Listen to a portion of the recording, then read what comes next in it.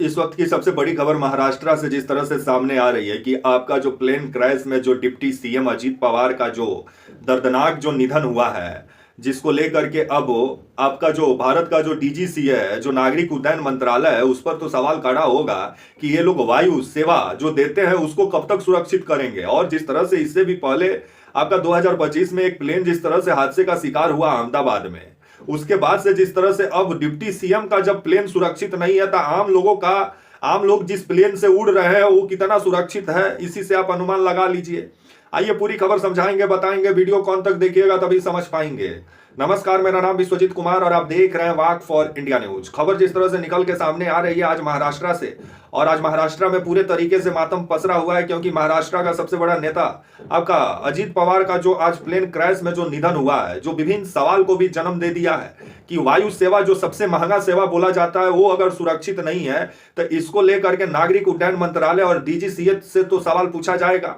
और इसको लेकर के ममता बनर्जी और अखिलेश यादव जांच की भी मांग किए हैं कि इस हादसे का जांच हो, इसके पीछे का वजह क्या रहा है। लेकिन ये जो हादसा जो हुआ है, बताया जा रहा है आपका कि आज ही का ये घटना पूरा बताया जा रहा है। आज आपका 28 आपका जनवरी है और 28 जनवरी का ये आपका पूरा घटना है सामने आया है निकल के, जहां सुबह सुबह मुंबई से आपका महाराष्ट्र का बारामती के लिए निकले हुए थे अजीत पवार, जहां उनको जिला परिषद के लिए चुनाव प्रचार करना था। लेकिन बारामती जो एयरपोर्ट है उससे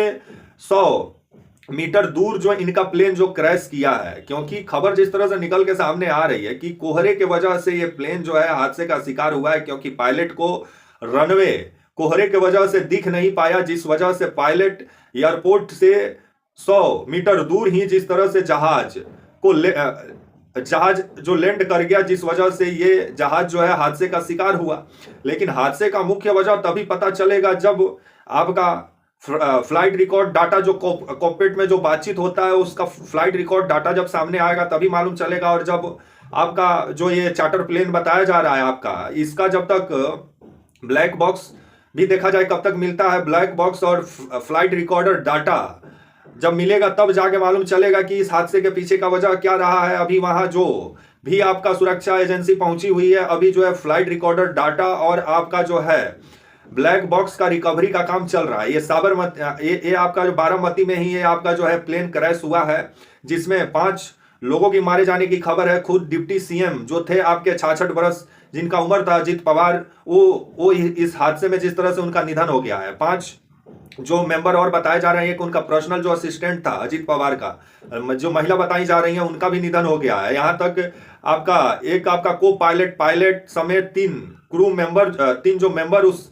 आपका जो चार्टर प्लेन में सवार थे उसमें जिस तरह से 5 लोगों का जो मौत हुआ है, और अजीत पवार का भी जिस तरह से इस हादसे में मौत हुआ है और जो निधन हुआ है, जिसके बाद महाराष्ट्र में इस घटना के बाद से पूरा शोक संवेदना देखने को मिल रहा है। लेकिन इस हादसे को लेकर के अब ममता बनर्जी और अखिलेश यादव जांच की मांग किए हैं, तो देखा जाए क्या होता है। और ममता बनर्जी का कहना था कि बीते दिनों अजीत पवार जो बीजेपी से दूरी बनाकर अपने चाचा के साथ जाने का जो प्लान किए थे, उसके बाद से ये प्लेन हादसा हो जाना विभिन्न सवाल को जन्म देता है। ममता बनर्जी जिस तरह से इस हादसे के जरिए बीजेपी के तरफ जिस तरह से इशारा कर रही हैं, तो देखा जाए क्या होता है। लेकिन ये हादसा के बाद से तो ये सवाल खड़ा होगा कि रेल तो ऐसा ही सुरक्षित नहीं है। अब जब वायु सेवा भी जब सुरक्षित नहीं है, जब उप मुख्यमंत्री का जब चार्टर प्लेन सुरक्षित नहीं है, तो आम जनता के लिए लोग जो जहाज उड़ाते हैं वो कितना सुरक्षित होगा, इसी से आप अनुमान लगा लीजिए। आज जिस तरह से महाराष्ट्र में पूरे तरीके से मातम पसरा हुआ है, और जो आपका अजीत पवार की जो पार्टी है उसका जिस तरह से अभी मतलब आने वाले समय में उस पार्टी में कहीं तोड़ फोड़ ना हो, क्योंकि इसका भी अंदेशा जताया जा रहा है। क्योंकि अजीत पवार तो अब रहे नहीं, अजीत पवार के बाद अब अजीत पवार जो अपना चाचा से अलग होकर जो एनसीपी बनाए, अब उसका कमान कौन संभालेगा महाराष्ट्र में, देखने वाली बात होगी। लेकिन अब इस हादसे के बाद से